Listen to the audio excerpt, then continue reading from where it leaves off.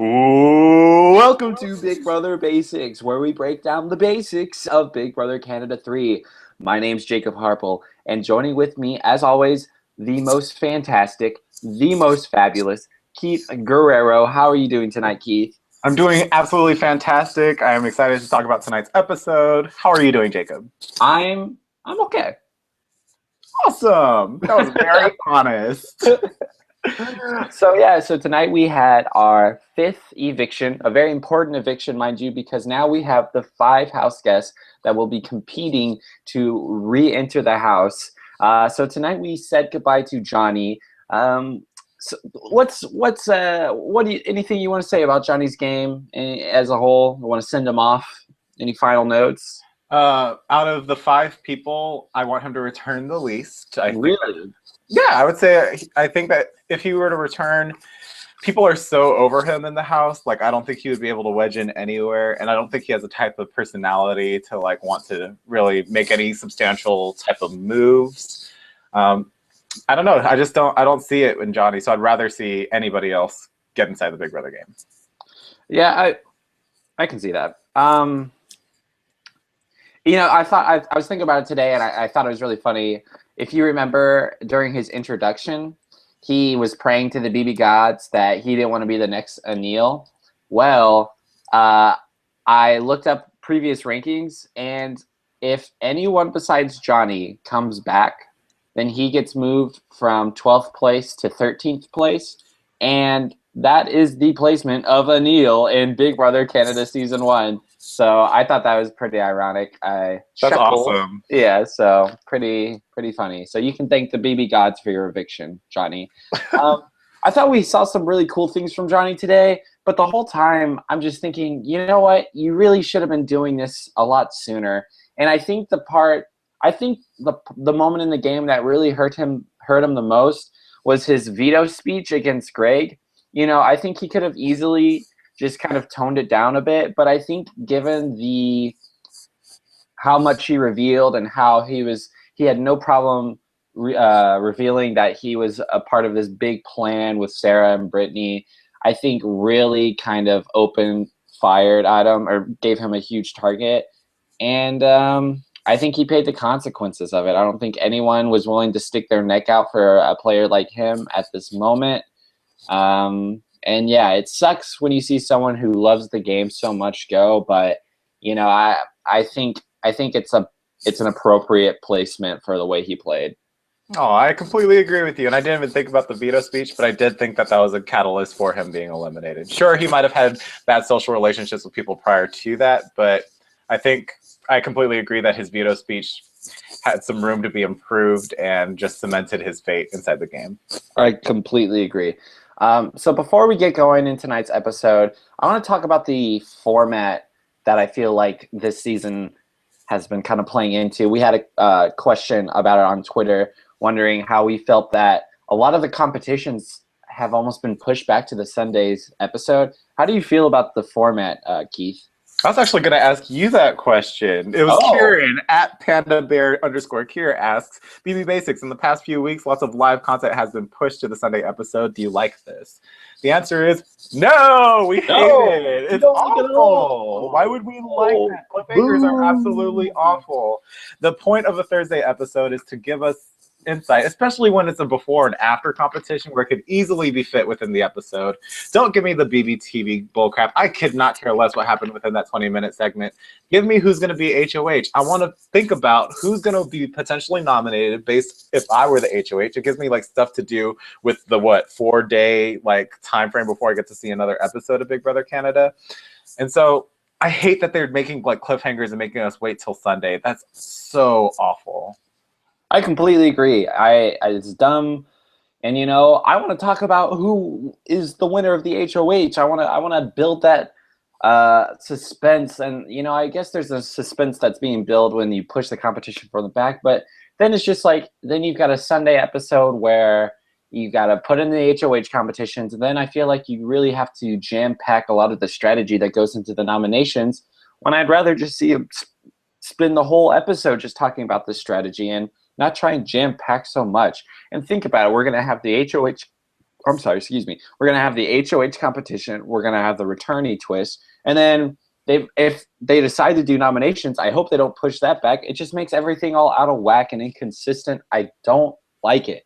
So, and it makes our job a little tougher because we want to talk about the new HOH. We want to speculate on what his nominations are gonna be, and since Keith and I are so impatient, that's exactly what we're going to do, because now that the feeds are up, we know who won HOH, or at least I do. We're going to play a game later where Keith tries to guess who it is. So, you know what? Screw it. We're going to talk about who won the HOH tonight. We'll do it at the end of the show. We'll have like a spoiler moment. So don't worry. If you guys don't want to know, you will know exactly when to tune out. Shocker. Expect the unexpected. Going to my girl Danielle for this, but yeah, I wanna figure out who it is, and I think you might have given me a clue. I'm chopping half the house guests away. Oh, I didn't even. All right, well, we'll get into that later. So let's just start at the very beginning of the episode and go into it. We have the double veto, the suspense that was being built at the end of Monday night's episode. Bruno is faced with the decision of vetoing either 1, 2, or 0 of the nominations that he had put on the block. He goes through some of his options. What did you think about the different scenarios that Bruno was running through his head?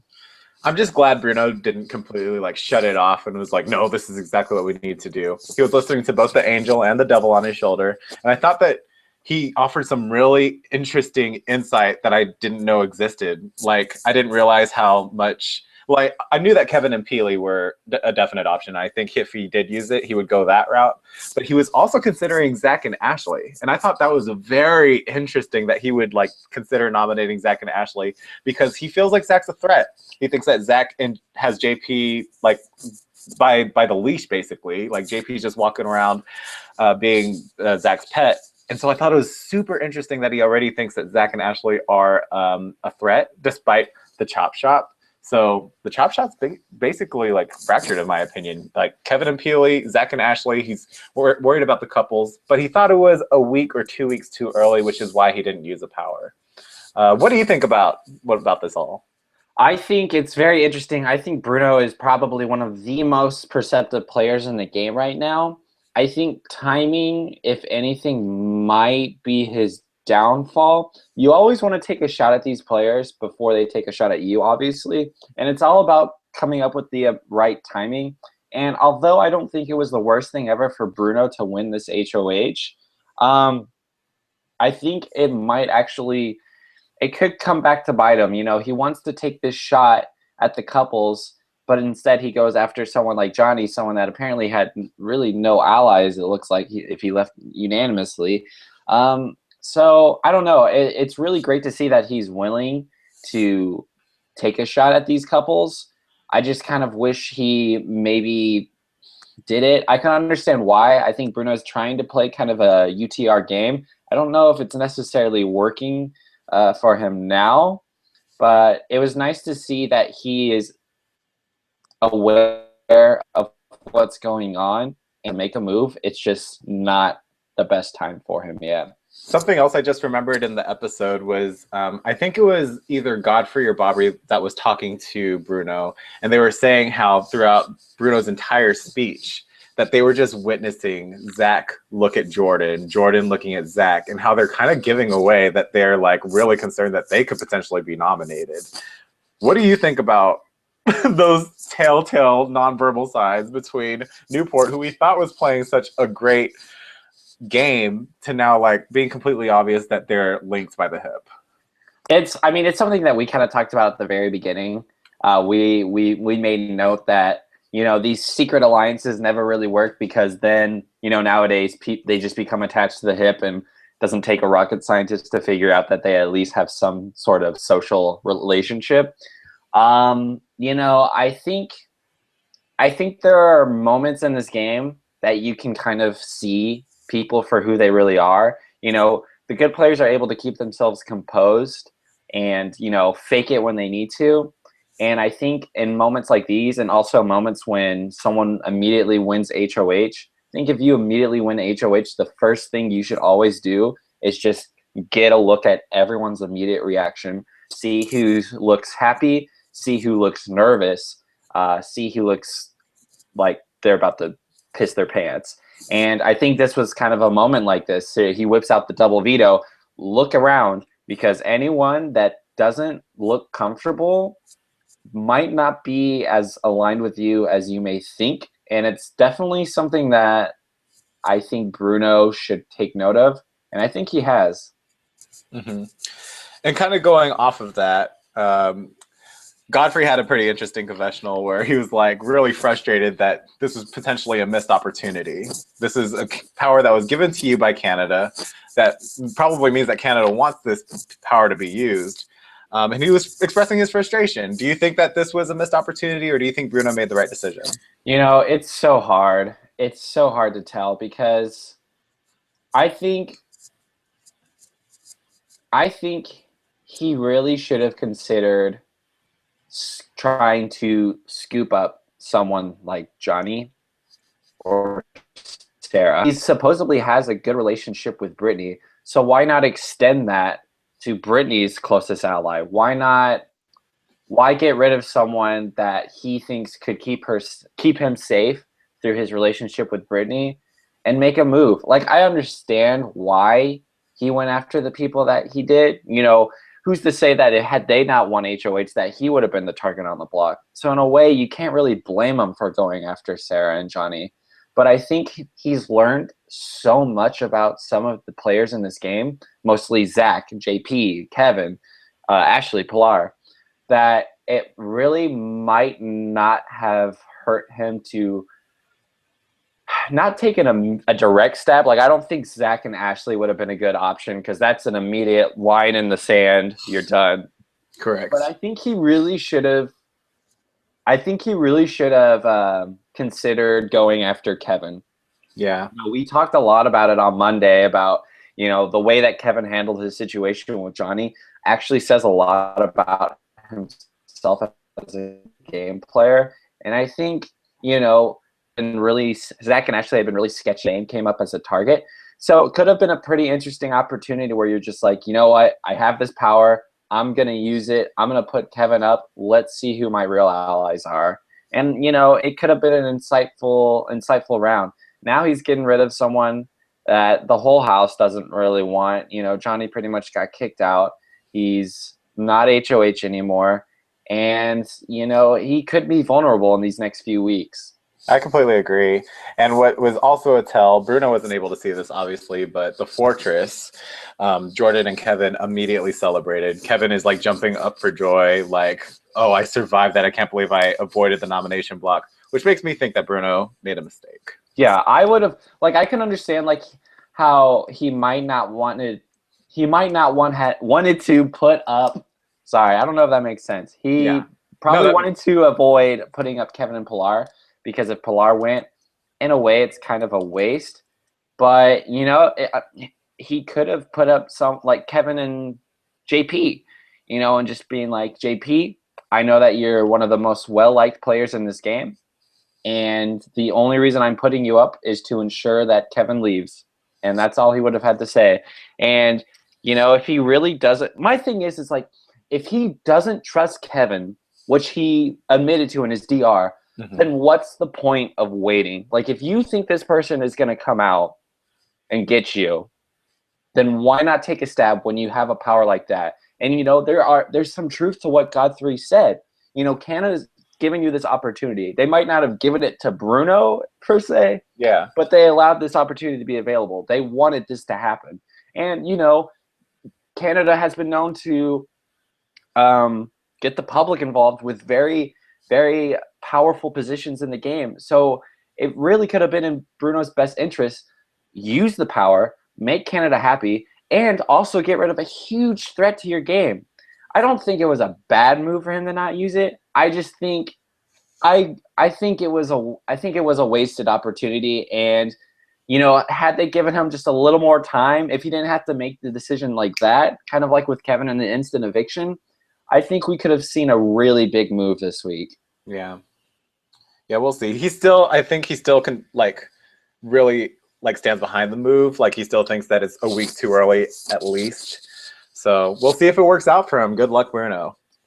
Quick question.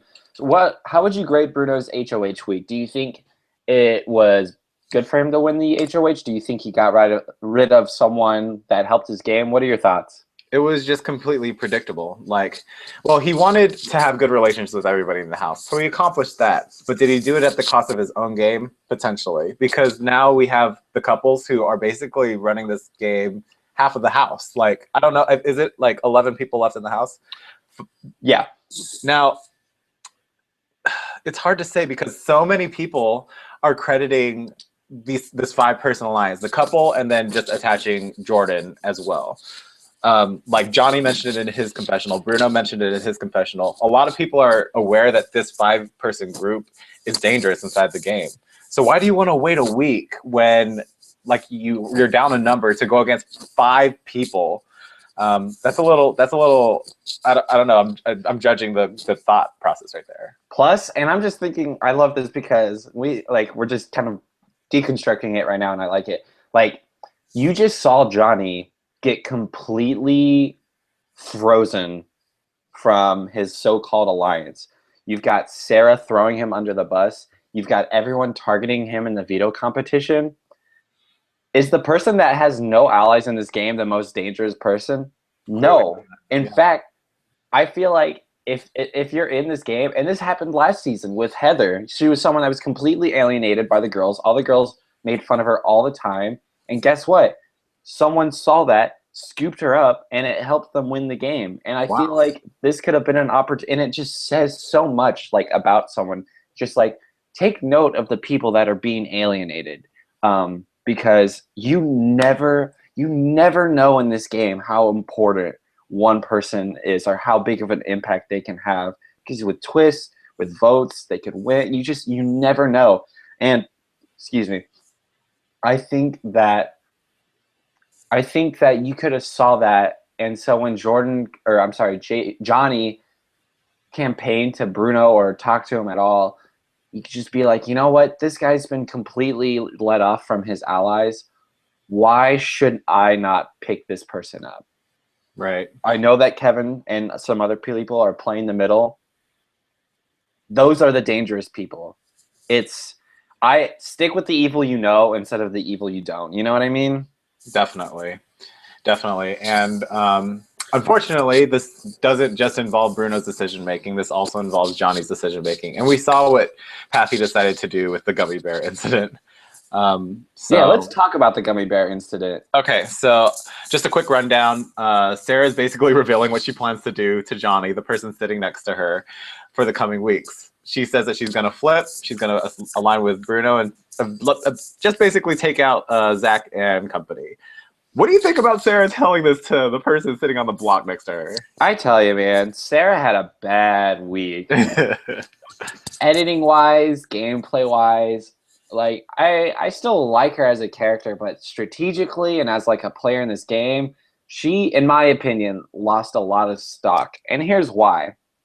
You're sitting next to someone for eviction. Not only are you sitting next to him, this person is the one that's going home. And not only that, he knows he's the one going home. So you're going to sit down with him and reveal huge plans to backstab people that you are in an alliance with. And you don't expect him to, like, take this information? Like, Johnny's not stupid. He's made some questionable decisions in this game, but, like, it was like she laid this silver platter down in front of him, and was like, here, Johnny, here's your last shot to stay. Let me give you this. Here you go. And so I was so proud of Johnny for making a stand. Obviously, it sucks that it didn't work. It is what it is, but that's how you want to go out, is knowing that you did whatever you could. Some people might criticize him for throwing throwing an ally under the bus. Who cares? Sarah was doing the same thing to Johnny, just trying to think of ways to sabotage him. If you're on the block and you know you're going home, I don't care if you're sitting next to your mother. Like, you think of anything you can do to get yourself out of the situation. And I thought it was a very rookie mistake for Sarah to reveal so much information. He wasn't even hiding in the bathroom. He was right next to her. So that's twice Sarah, I feel like, has leaked very important info, and it made her a little vulnerable. Now let's talk about when Johnny approached Zach. So Johnny approached Zach and relayed this information about the gummy bear plan. And you just see Zach's reaction, like, "What plan? Yeah, like who? Sarah? What do you think Zach's appropriate move should have been at that moment?" It's great because we've harped on Zach for so long, and I think we're now starting to see him get a little bit comfortable. And this was a really good moment for me because it was kind of like you could see him wake back up and be like, oh crap, like there's something going on that I don't know about. And I'm hoping that move right there kind of gets him to focus on what's going on. And it was just great to see. I want to see. I love seeing people like him play great games, but I want to see them overcome adversity. Yeah, exactly. And so this was a great moment. As far as what he did with it, I think I don't know if they showed it on the show. I can't remember. But he told his allies. He told Kevin and he told JP. And I think their overall reasoning for keeping Sarah was because they believe that Sarah and Brittany are weaker competitions. I think they're underestimating them just a little bit because they don't necessarily need to win competitions to be a threat. They have information. Like, they can be just as hurtful by just telling Bruno or Bobby, be like, hey, we've been in alliance with these guys, and then their whole game blows up. So I don't know. I think they did the right thing because that's who Bruno wanted out. So they took the easy road and just they evicted the person that the house wanted so they could stay in the middle. So I think they did the right thing with the information, but I don't know. I think, yeah, that's all I have to say. Okay, and my last question about this specific topic is Johnny had a confessional where he was saying, I have to get in good with Zach. Zach has control of these 5 people. He listed them out: himself, Ashley, Kevin, Pilar, and Jordan. Looks like Zach's got so UTR. But, like, here's the thing, like, okay, I guess I'll just say what I feel about that confessional, because you're outlining someone who obviously is a threat. So you already saw how that side of the house, the hexagon, I'll call it, treated you as an ally during the veto competition. They treated you like shit. So why would you go back to somebody who's not in power, who's treating you like shit, when you already gave them a chance at the veto? I think that's when their cards showed, and there's nothing that they could potentially say at that moment to make up for it. I don't think that they will ever have your back for a vote. Why go to people that already gave you shit? Go to the HOH. Work with Bruno. Try to convince him to keep you, because the reason why you're such a threat is because Bruno is targeting you and making you the house target. He could switch it. So why? I don't know. I feel like him approaching Zach as opposed to approaching Bruno might have been Johnny's biggest mistake in this last week. I'm actually going to defend Johnny on that because the reason why it changed was because of the information he acquired. He got this information from Sarah that they're going to flip on the couple's alliance. So, you could tell Bruno, but what are you going to tell Bruno? Like, oh, this is an alliance that's going on, but Sarah and Brittany are looking to flip towards you. I feel like I think he talked to the right person. He understands that Zach is very influential and he has control of 5 votes. That's how many he needs to stay. And it's information, like it's something that pertains to Zach and this alliance. So he wants to tell them this so he knows. It's just like, hey, just want to let you know, Sarah's going to flip to Bruno and Bobby as soon as she can. She doesn't trust you guys at all. I think he went to the right source. That definitely makes sense. Yeah, but he could have also because I'm not sure if Sarah talked to Bruno about this plan. He could have like made up that plan himself and taken full credit for it. He's like, here, I stay. That Bruno. Could have been pretty funny. Like he took Sarah's plan and just like flipped earlier before the vote to Bruno. Yeah, I mean that maybe go to Bruno and just be like, you know, I thought of this great idea. Let me yeah. show you. Let me show you with these gummy bears. You know, why not? Like if your back's against the wall, like of course all I have to do is just compare notes and you know, I think the lot what happened with Zach and them is they really kind of took everything he said with a grain of salt because you have to realize that this is a guy that's on the block and knows he's going home. So even though what he said was completely true, there might be a little doubt in their mind about how accurate Exactly. his story is. Yeah. So. Yeah. So let's talk about BBTV. Is there anything you wanted to talk about? Well, it was kind of boring. They had a bunch of different TV show segments. They had Judge Sarah, Late Night with Kevin, where Willow was a special guest as Justin Bieber, and then Did you have a favorite show? I personally did not because they're wasting my time. I need to figure out who the head of household is.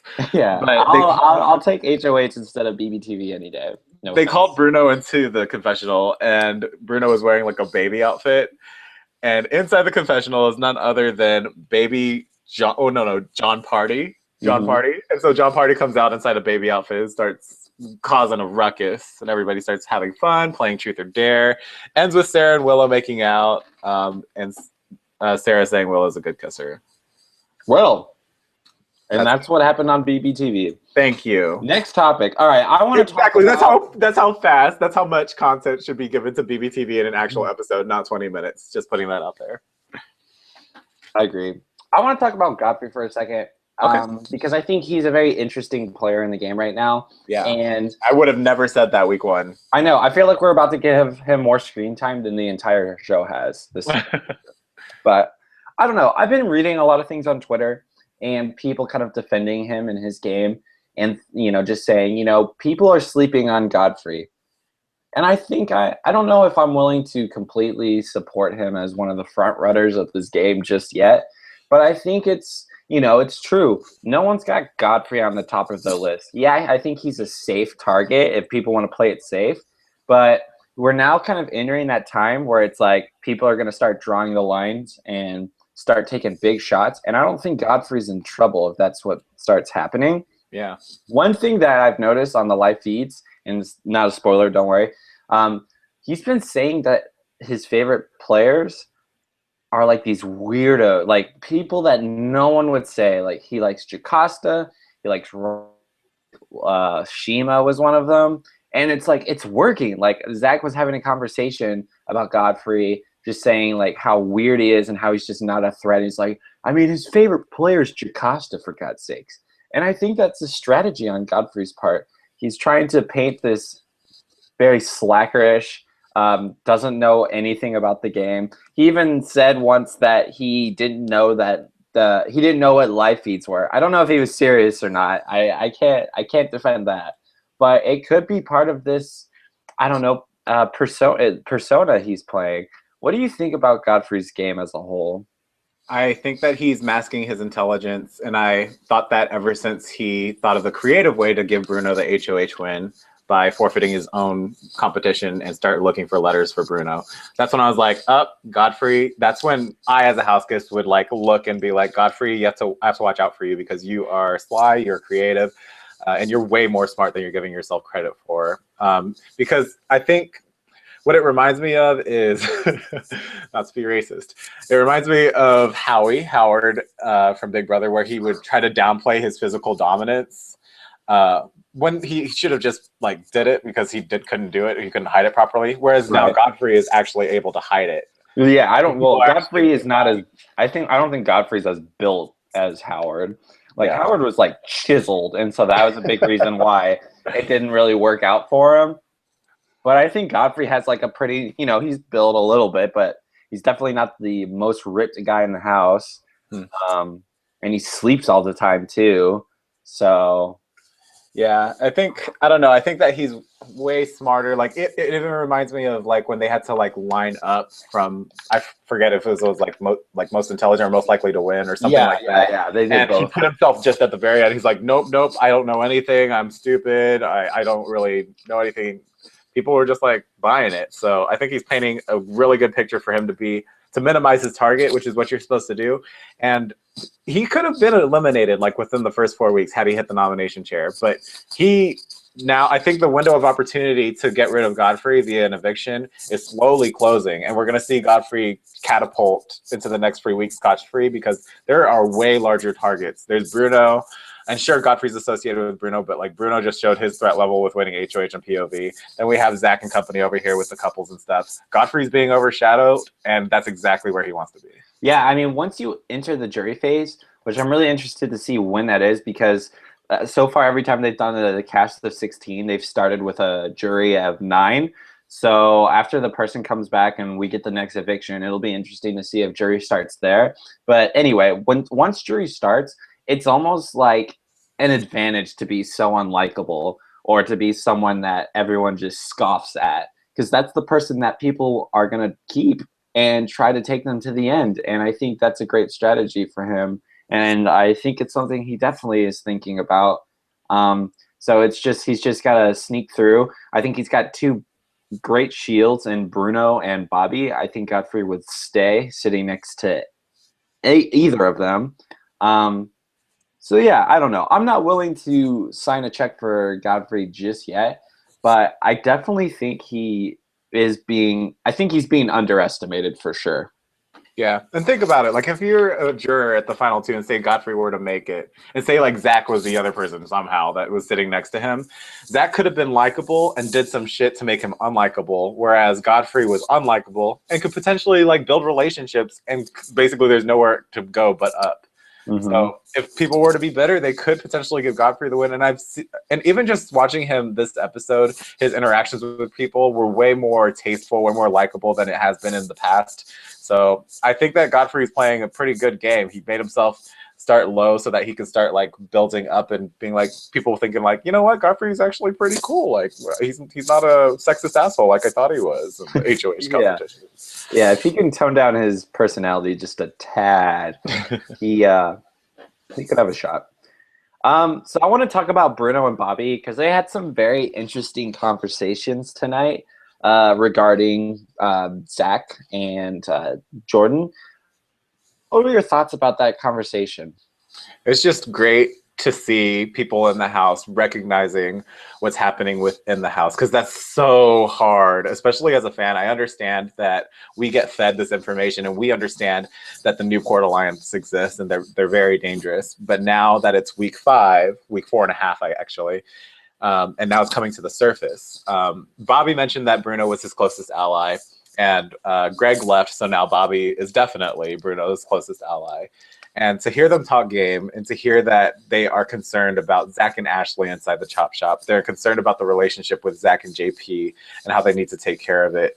It's really, really good for me to hear that they're not a one-dimensional game, like focusing on just this day 1 Chop Shop alliance. And so for that, I'm extremely thankful.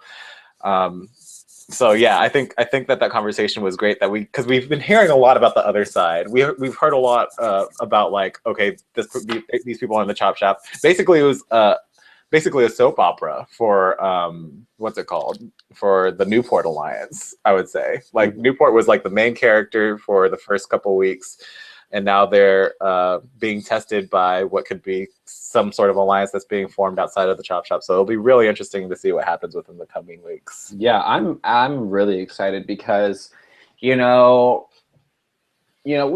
said so many good things about the Newport Alliance. We've praised them for their gameplay, but I can't lie that I am relieved to see that they could be meeting with some resistance very soon.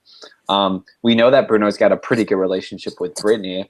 I don't know how well this relationship with Sarah is since Bruno put him on the block, but I would love to see kind of this team form, I always love it when people try to play the middle and then both sides find out and they become the new middle or kind of kick them out of the middle. Yeah. And I really think that we could see that. It's going to be hard, though, because I think that Couples Alliance is a force to be reckoned with. But, it just takes a few HOHs and you just got to start knocking down a peg, which is another reason why I would have loved to see Bruno attempt to get rid of Kevin this week once he got the power. But we'll see. I think I am relieved, though, to know that Newport is definitely not in as great a position as they think they are. Yeah, but then again, I think that the reason why, okay, I'm kind of seeing Bruno's perspective of getting rid of Johnny in the sense that now that there's two couples and it's kind of perhaps evident that they're working closely together, I think that's going to like really make Zach's game way more noticeable, way more targeted. Two couples are a lot more scarier than one couple. So if Kevin were to leave this week, then maybe the Ashley Zach couple thing wouldn't be as much of a priority to get rid of because they're the only couple inside the house. So having Kevin and Pilar's there is actually ruining both Zach and Ashley's game because now there's four people working together and then two people inside of that basically have final twos. So I think that keeping the couples in, anybody that wins outside of the couples could nominate anybody from the couples. I mean, I think it just makes sense. So perhaps that was a reason. I see your point. Also, I don't think this is that off topic, but I think there's a lot to say with the fact that Johnny went to Zach with the information that he knew. In fact, that he said that he knew that Zach was in charge of like these 5 people. That right there shows that Zach is definitely not playing as under the radar as he thinks. If people know that you're the guy to go to, that is not good. So I think it's another example of Zach kind of slowly crawling towards the spotlight in a not so great way. Yeah, it's just a matter of as soon as what's playing in Zach's game wheelhouse right now is that he hasn't hit the nomination chair, but when he does, it's going to be the last time he hits it. I completely agree. I think Zach is definitely the kind of player. It's like if he's ever on that chair post veto, he's done. Yeah. So yeah, let's kind of keep talking about Newport because I really think they have gotten super comfortable. Yeah. And the biggest mistake you can make in this game is to get comfortable. And the conversation and his reaction to Johnny's info, I think really showed that because we saw this very vulnerable look on Zach's face where it's like, shoot, like all this stuff is happening and I don't even know it. Maybe I shouldn't make it so obvious that I have a very strong relationship with Ashley or that I'm hanging out with JP pretty much the entire day, every day. And it's kind of it might be a little bit too late. And I think it's just, I don't know. I think the diary room where they were talking about how everyone they trust them. I think they're definitely overestimating or valuing that. It's kind of like they're confusing trust with necessity because since they've put themselves in the position of being in the middle, it's not that necessarily everyone wants to work with them or trusts them. It's just the fact that people have now recognized that they are the ones in the middle, so they need to get them on their side in order to take out the other side.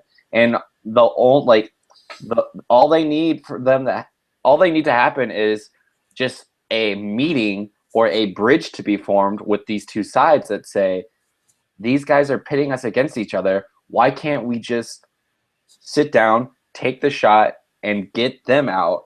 And it's kind of hard because, I think that's kind of what Sarah was proposing to Bruno, but it's kind of like, it's that awkward, like, oh, well, why are you're only having this conversation with me because I'm the HOH. And I feel like if they really want that taken care of, they should just sit down before HOH and be like, no matter which one of us wins, let's do it. And of course there are some risks to it if no one in that group wins. But I really think that they should think about it. But yeah, I think Newport is totally overestimating the levels of trust that people supposedly have for them. And I think we're gonna see them maybe crumble a little bit in the near future.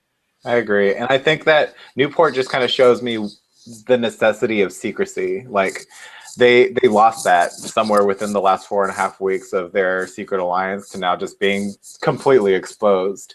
What I liked about Zach's game initially is that it was kind of like Earth. It has layers. There's the crust, the mantle, and the core. The crust was the chop shop. The mantle is the showmance. The core is your relationship with Jordan. And now that core is becoming your crust. Like people are just completely seeing that as your main thing, as well as like your showmances are becoming the crust. And now the chop shop It's just kind of like, we're out here hung out to dry. Let's rally up Willow, Godfrey, Bruno, Bobby, Sarah, and Brittany, and potentially take out the couples plus one, because that's where Jordan wants to be. So I don't know. I think Bruno's gears are turning, and I could see him being somebody to pull something like that off. I mean, 5 is a very big number, especially when you're down to like 11, or we'll go back to 12, but we're in that range. And really, once they start getting, they can go on an HOH run, and it can completely destroy any opposition towards them, especially if they aren't united. So I don't know. I think it's something they definitely need to worry about. I'm talking about the rest of the house, and I don't know. I want to see some opposition. I don't want to see that those couples run the game. Yeah, hopefully there will be some opposition. I don't think that the couples will run the game, especially when we heard Bruno and Johnny talk about it. I need a Freaks and Geeks alliance, like Bruno, Godfrey, Sarah, Brittany. Although I wouldn't put her a freak or geek, but you know what I mean. I want the most random ass alliance to form. I think, like, what if Neha just came back and was just like, "I'm rallying up my kingdom. We're going to war. I need all ages. If you could pick up a sword, come follow me." I love Neha. So yeah, speaking of Neha, let's go. Let's talk about the comeback twist, because now we've got all 5 house guests, and we kind of got a peek. We saw them tonight. What were your reactions seeing all of the players together? It was great to see everybody's personalities shine again. Rish is at the corner judging everybody. Neha is running on that treadmill for her life. She is ready to go back inside that house. She's lifting weights. And then my girl Cindy, Princess Cindy, she's taking her beauty rest. She is eating a lollipop, looking like a blob on a sofa, like just so flawless. But when it comes to that competition, you best believe that Cindy's going to work it out and win it. And then all of their reactions when Greg came in, their mouths all dropped. They were so shocked that Greg walked out the door and into their house. But what was interesting is that they all had a conversation in the kitchen where they kind of had like the same people in mind. They didn't mention who the people were, but they had the same people in mind and same ideas should they be returned to the house. Greg said the chop shop's done. Neha, after the conversation, said, "Yeah, I think we all have some similar ideas." I personally think it's the Zach, the Ashley, the couples plus Jordan. I think they're all on the same page that they need to get eliminated. So potentially that's exactly also why I don't want Johnny to return, because he wasn't part of that conversation. He's just going to latch on to Kevin. I agree. Yeah. So tell me what you think. I think the fact that they were able to talk to each other is huge. It's huge. Yeah. It's one thing if they were all individually sequestered, and I don't know how I feel that they got to talk to each other, but I think on like a dramatic level, and in order to give them as good as a shot as they can to go in and have a chance, I like the fact that they're able to talk with each other. That kind of assures that whoever does come back isn't just kind of like wondering what the hell has happened the last 4 weeks, and knows what's going on, has information that they can use as a weapon. So I was glad to see that they had all been able to talk with each other. And you know what? I think that's gonna be the shakeup that this game needs, and that people are gonna want to see, is that no matter who comes in into that house, they're gonna have something to say, and I think that it's gonna have an impact. Yeah, all 4 of them inside the kitchen did a hands in afterwards too. They're like, "Come back to us, 1, 2, 3. Thank you, KFC." Like, it was so good. Oh my gosh! But just based on my luck, based on even the double veto usage, we know that Johnny's gonna go back in and do nothing. Like, no, I don't know. I think I really don't want Johnny to come back in. I wouldn't say he's the person I want the least, but he's definitely in the bottom. Mm-hmm. I don't know. Who do you want? Are you still giving Cindy your stamp of approval? See, like, as long as it's not Johnny, I could be satisfied with any of the other four. Like including Greg. Like Greg saying the chop chop's done. Greg is influential in his own right. He's a hot mess, but he's influential. He's a number for Bruno, which I think Bruno will need in the coming weeks. So I think Greg will be great, like little addition in that sense. Sure, he ran the first 5 weeks, but anybody can run the first 5 weeks. It's now time to target the middle people, and I think Greg will be great for that. Cindy is a strong competition powerhouse, but she'll probably just add another showmance. It'll be 3 showmances versus the rest of the voters. So part of me doesn't want Cindy to return. Neha, I think, will just put this house upside down. She'll be fantastic to watch. So Neha is definitely number 1 on my list. And then there's Risha, who I have no idea who she is, and I'll be fine with her coming back in and just meeting everyone and just walking out the door again. But I bet Risha would also like be a statement maker, I think.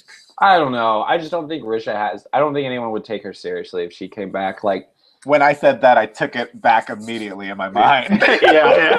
I called you out on it. I'm like, I don't know about that, Keith. Like they're all talking about people. She's like nodding her head, being like, I don't even remember these guys' names. Yeah. Like Johnny comes in and is like, oh no, this guy, not this guy. Oh, what's his name again? So I don't know. But yeah, I completely agree. I'm Neha all the way. I really hope she comes back. Yeah. My order actually would be Neha, Greg, then Cindy. Surprisingly. And I've never thought I would say that. But after talking about it externally, I think...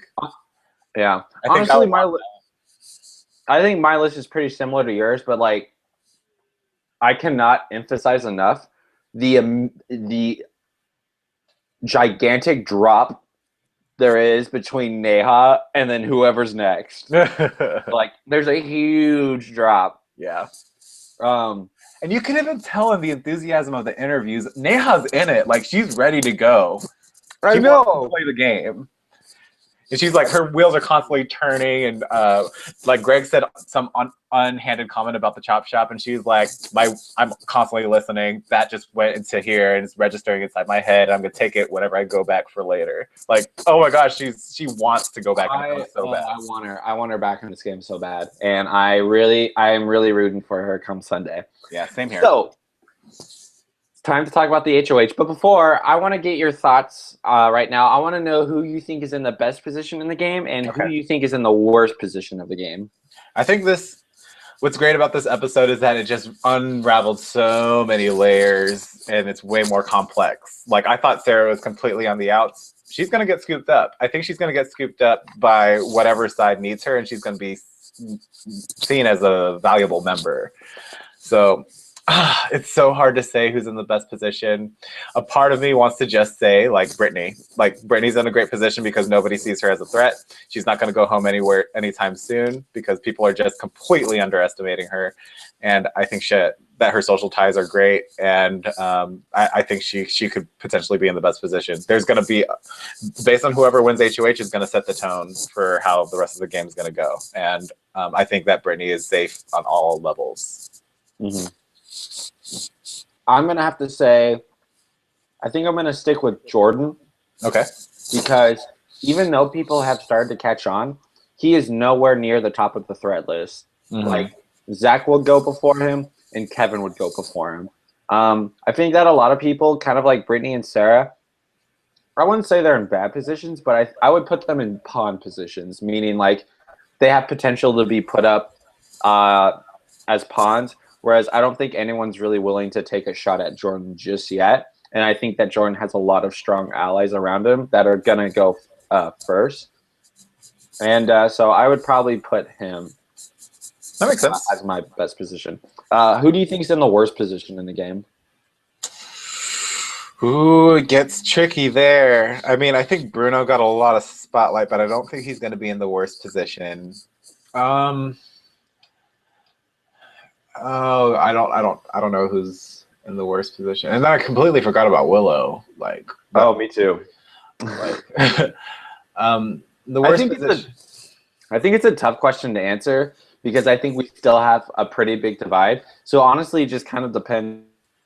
HOH. I don't think there's really a clear-cut worst position. Actually, I'm going to give it to Kevin.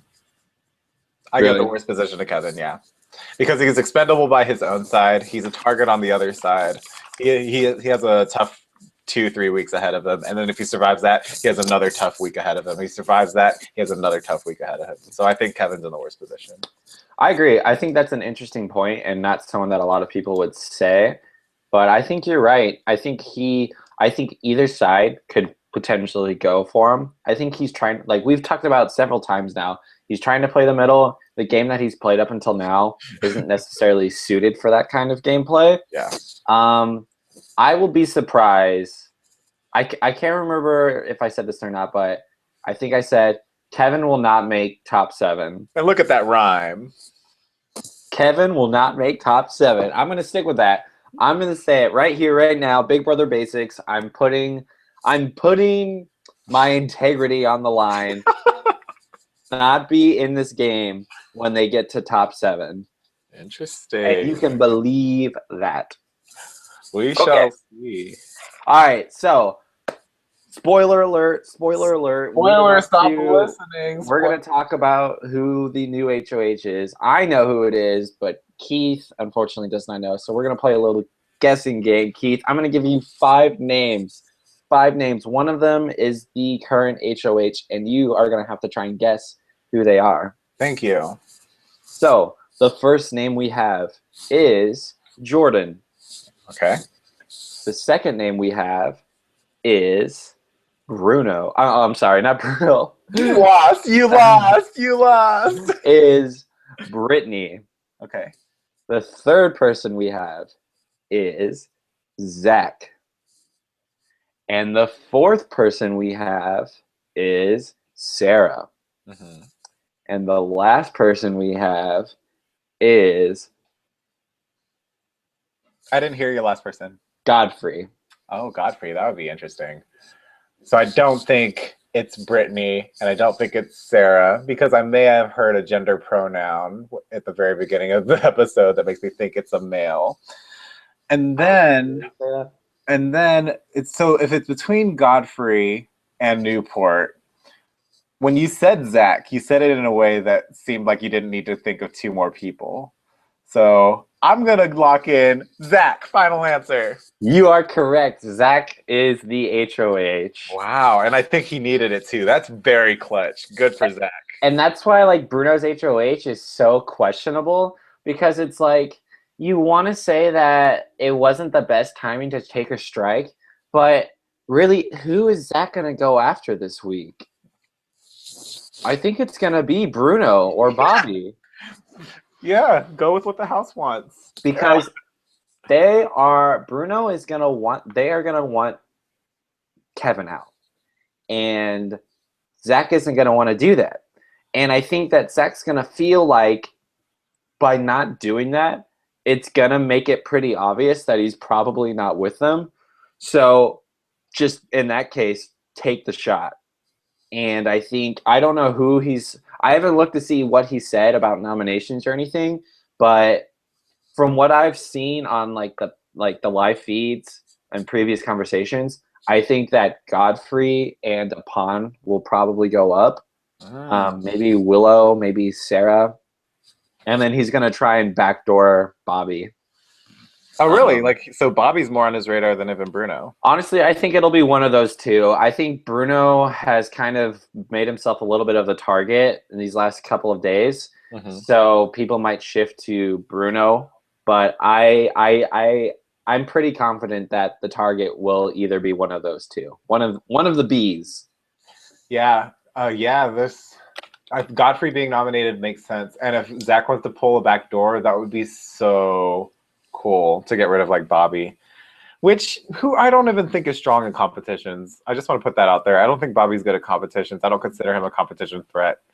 I think he's dumb. I think he's good at endurances. I mean, we saw him hang on the side of a wall for 3 hours. Like, wow, good job, Bobby. Now what else can you do? Nothing. His body froze in the showers. Like, I don't see it. I don't think Bobby's really that good at competitions outside of that. But I think Bruno is way more dangerous, and Zach should take out Bruno. The mental game is what Big Brother is all about, and Bruno has that. So if I were Zach, you have to get rid of that mental person. I'm not sure how perceptive that is, though, based inside the house.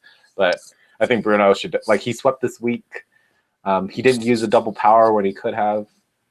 And it would just be pretty hilarious to like send him out the door the week after he had the opportunity to completely change his nominations, especially when you're sitting there sweating, cracking your knuckles, waiting to see if he uses the double veto or not. So I don't know. The fact that he was on edge around Bruno's HOH raid might want to send Bruno out the door. I agree. I think that's definitely the best move for him. I think he's definitely going to be drawing a line. I think a move like this is actually going to help Kevin, to be honest, because I think now a lot of heat is going to be on Zach, and he's going to be viewed as the figurehead now, which is not good for Zach's game. And even though I just went on a rant about how Kevin is not making Final 7, I'm still sticking to it. But I must admit that this move, I think, is going to take a lot of the spotlight off of Kevin and put onto Zach. And people are going to be like, oh, shit, he's running things. And a part of me hopes that Godfrey survives this week because Zach winning HOH isn't really good for Godfrey's game. Godfrey is like another pawn that could, like that's on Bruno's side that could take out like basically a limb from like the head of an alliance, you know? So like, and that's exactly what Zach wants to do. He wants to remain in the middle. So if he decides to play it safe, he could very easily nominate Godfrey and Willow with a Godfrey eviction and still be in a really good position to not be nominated. Potentially. Allegedly. Actually, I'm not sure if that would be the smartest move and if he would still be in the middle, but Godfrey could go home. Yeah, I don't think a Godfrey eviction would be a good move for Zach. I think if he's going to take a shot at one of those guys, he needs to get rid of either Bobby or Bruno. Preferably, I would like it if Bobby left instead of Bruno because I think he has more potential as a great game player. But I think the move would be to get out the greater game player, which would be Bruno. But I really hope he's not the one that leaves because I really like Bruno. Yeah, I like Bruno too. He's so perceptive, and it's great to see the brains on one side versus the brawn on the side. Because like if Bobby were to stay over Bruno, should it be them two on the block? Like, what is he gonna do? Yeah. He has like no pull, even if he tried. Yeah, because he's just gonna pretend that he's sleeping everywhere all day. Sorry, finish that thought. Oh, I was just saying that Bobby's just going to pretend he's sleeping and he doesn't want blood on his hands the entire time he's in the house. I'm not going to win any more HOHs, guys. I want everyone to know that. I'm tired. I got too much blood on my hands. I don't want it. All right? No blood, Bobby. Gosh. All right, so we're getting close to an hour on this, so I want to go ahead and end it. I feel like we've talked about so much of the politics that's going on this game. Really wasn't sure if we'd have too much to talk about, but I feel like you and I touched on some really, really cool game stuff and kind of discussed the inner workings of a lot of these players. So definitely want to tune in to Sunday's episode. So much is going to happen. We'll see the HOH go down. We'll see who comes back in the game. And I'm hoping for nominations, but I'm not holding my breath for nominations on Sunday's episode. But regardless, you definitely want to watch the episode, and you definitely want to catch our breakdown of what went on. So follow us on Twitter, @JacobHarple, @MostHumble, @Sarcastivities. Also, subscribe to us on YouTube and like us on Facebook. Anything else to add, Keith? I think we're good. I had a burp. But most importantly, what you can't forget, what you don't want to forget, stay basic. Stay basic. Bye. Bye.